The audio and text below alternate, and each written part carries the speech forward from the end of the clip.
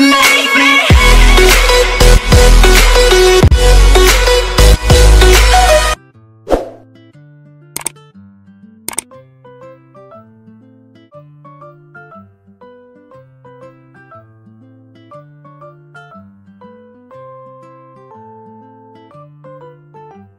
Hello everyone! Welcome again to my YouTube channel. And today's vlog, ituturo ko sa inyo kung paano gumawa ng matcha tea in a traditional way. Ito usually yung ginagawa ng mga Japanese.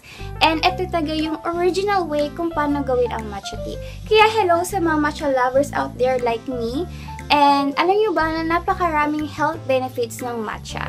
Ang isang health benefits ng matcha is yung anti-aging. And I'm already 28 years old and incoming 29 years old.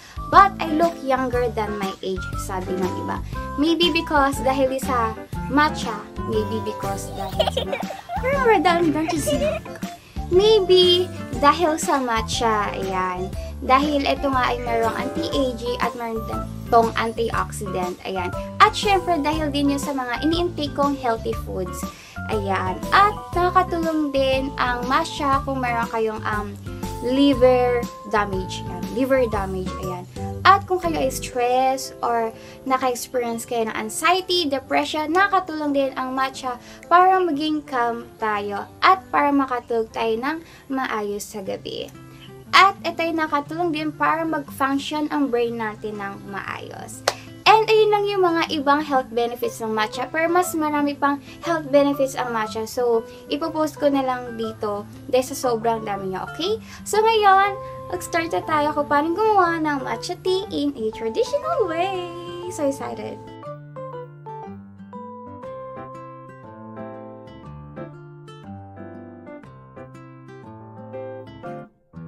So, ayun guys, mag-start na tayo gumawa ng traditional matcha tea.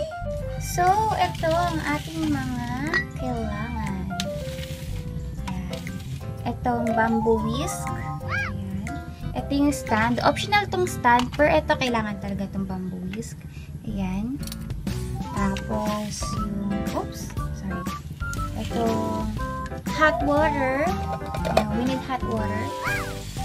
And then, itong bamboo stick or bamboo teaspoon.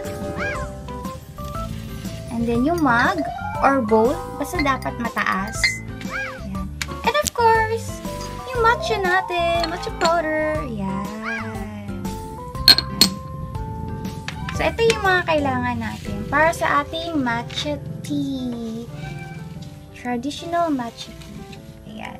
Ayan. So, ito ang kailangan ko. Yung bowl or mug, kung ano meron kayo. Basta kailangan mataas ha. Ayan. And then, maglalagay tayo ng a little amount of water. Hot water dapat. Aso ko tumataw. Nakakita kasi siya ng tao. Ayan. Lagay tayo konti lang. And then, ikot-ikot lang. So, ikot-ikot-ikot lang. Ayan. Lang.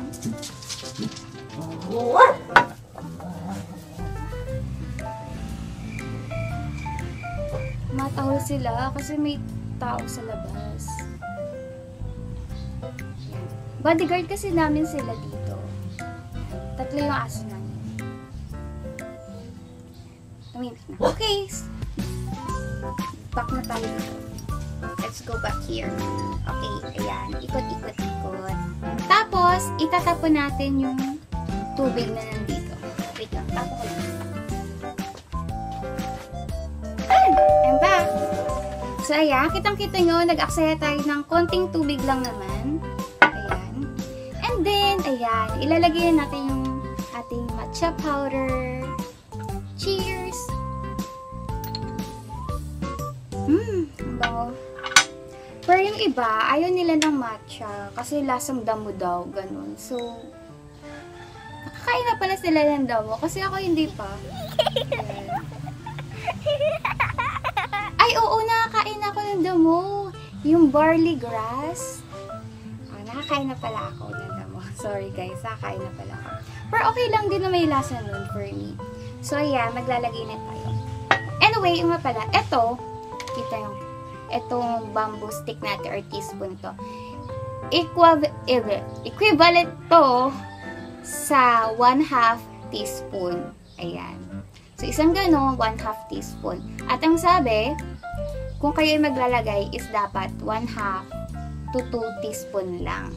Sabi. Pero ako kasi, dahil nga mahilig ako sa matcha and I am really fan of matcha, so, much stronger yung gusto ko.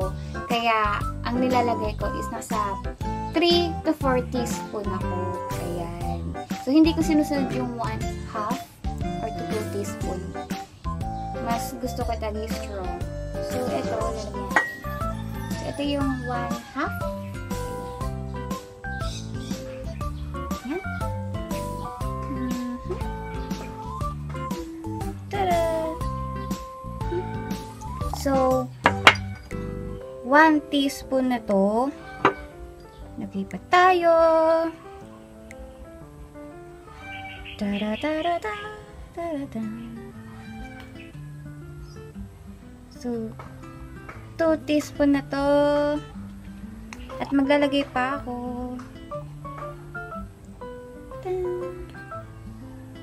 So, 3 teaspoons. Gusto ko pa siyang dagdagan.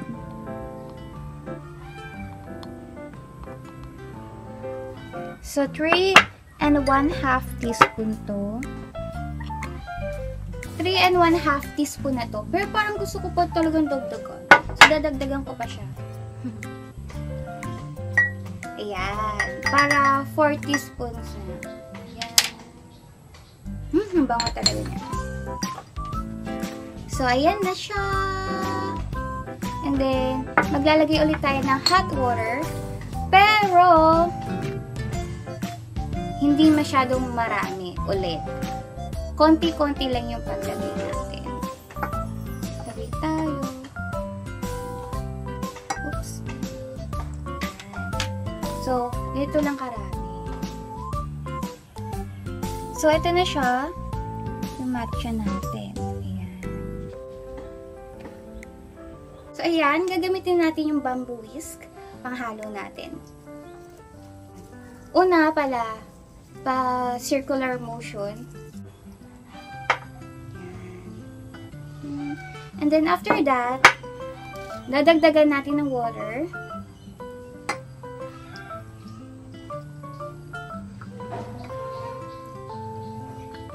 Tapos, ang gagawin nating motion pala, or movement, is yung pa-zigzag na.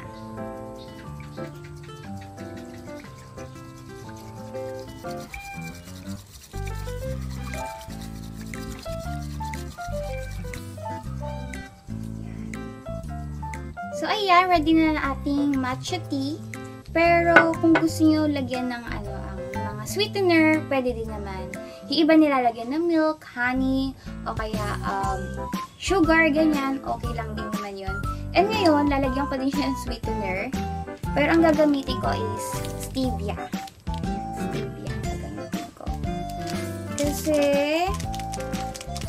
mas healthy ang stevia compare sa mga sugar. Pero pwede naman honey. Kaya lang, honey is not kasi vegan. But stevia, vegan to. Marami explanation kasi sa honey. And, ayoko na explain. Masyadong mahaba na tong video natin. So, ayan. Lagyan ko siya ng stevia. Okay, wala pala ako pang halo. Nakalimutan ko kumuha ng spoon. So, ito muna gagamitin ko. So, ayan. Ready na ang ating matcha tea. Tikman natin.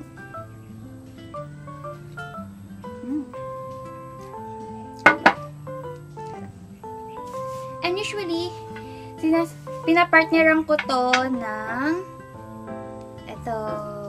Ayan. Nakakain na ba kayo nito? Yan. Champoy or kiamoy. Yan. Masarap siya partneran nito sa matcha tea.